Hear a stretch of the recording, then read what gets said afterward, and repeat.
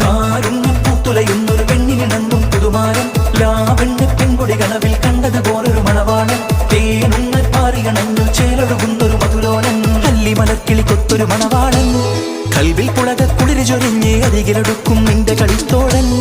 അനുരാഗക്കഥ ചൊല്ലി രസിത്ത് മാനസം കവരും മാരൻ മോഹിച്ച് കിട്ടിയ തോഴൻ മനസകമേ മുഖത്ത് പേരുത്ത് നിലവുകൾ പൊരുത്ത് മഹർമാല എടുത്ത് മധുമതിയാ